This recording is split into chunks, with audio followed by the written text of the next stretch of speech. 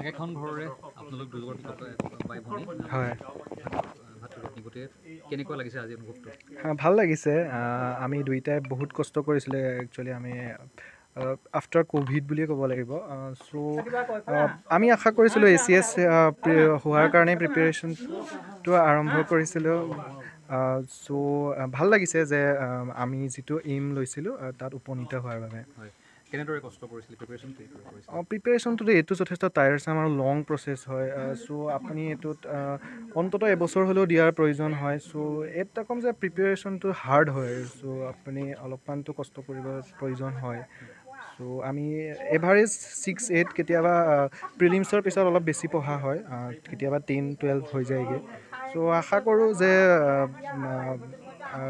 ভাল লাগিছে আৰু এইটো বহুত কষ্টৰ প্ৰচেছ আছিলে সেইটো পাৰ হোৱাৰ কাৰণে এইটো ফাৰ্ষ্ট এটেম্প আছিল নেকি মোৰ এইটো ছেকেণ্ড এটেম্প্ট আছিলে মই যোৱাবাৰ ইণ্টাৰভিউ লৈকে গৈছিলোঁ কিন্তু মোৰ ফাইনেল লিষ্টত নাম অহা নাছিলে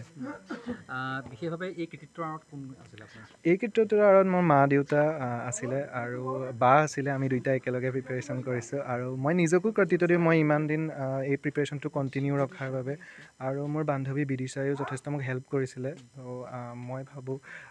এইটো সকলোৰে ছাকচেছ আৰু কি ৰেংক পাইছে আপুনি মোৰ ৰেংক 21 হয় খবৰটো কেনেদৰে পাইছিলে আজি মোৰ বিদিশাই জনাইছিলে হয় আপোনাৰ ইতিমধ্যে ভাতৃয়ে নিজৰ মনোভাৱ প্ৰকাশ কৰিছে গতিকে আপুনি কি ক'ব খুব ভাল লাগিছে যিহেতু যোৱাবাৰো আমি দুয়োটাই একেলগে দিছিলোঁ ফাইনেল লিষ্টত মোৰ নাম আহিছিলে মই এছাম একাউণ্ট ছাৰ্ভিচ পাইছিলোঁ কিন্তু সি পোৱা নাছিলে সেইটো কাৰণে যোৱাবাৰ সুখটো আচলতে খুব আধৰুৱা হৈ ৰৈছিলে কিন্তু এইবাৰো এটা ভয় আছিলে যোৱাবাৰৰ নিচিনাই হৈ যাব নেকি কিন্তু ফাইনেলি দুয়োটাই ছেইম ছাৰ্ভিচ পালোঁ ফাৰ্ষ্ট প্ৰিফাৰেঞ্চ পালোঁ গতিকে মই খুবেই আনন্দিত কি বিভাগত পাইছে আপুনি মই ACS পাইছোঁ হয় হয় তেখেতেও হয় হয় দুয়োটাই ছেইম পৰিকল্পনা কি আছিলে কি হ'ম ACS বুলি ভাবিছিলে হয় হয় হয় আচলতে চিভিল ছাৰ্ভিচেছ প্ৰিপেৰেশ্যনৰ প্ৰথমতেই ভাবিছিলোঁ যে ACS হ'লে ভাল হ'ব যিহেতু যথেষ্ট পৰিমাণে ডাইভাৰ্চিটি আছে বিভিন্ন ধৰণৰ ডিপাৰ্টমেণ্টবোৰত মই কাম কৰাৰ সুবিধা লাভ কৰিম গতিকে সপোনেই আছিলে আচলতে সপোন বুলিয়ে ক'ম গতিকে আজি সেই সপোনটো পূৰণ হ'ল বুলি ক'ম এই সপোন কিমান দিনৰ কেতিয়াৰ পৰা দেখিছিলে আচলতে মই মাষ্টাৰ্ছ কমপ্লিট কৰাৰ পিছৰ পৰাই চিভিল ছাৰ্ভিচেছৰ কাৰণে প্ৰিপেয়াৰ কৰিছিলোঁ আচলতে ক'ভিডৰ পৰাই প্ৰিপেৰেশ্যন কৰিছিলোঁ চ' 5-6 ইয়াৰ্ছ হৈ গৈছে গতিকে দীঘলীয়া যাত্ৰা আছিলে সেয়াৰ যাত্ৰা এতিয়াও ফল আৰু হয় হয় আপোনাৰ কৃতিত্ব আঁৰত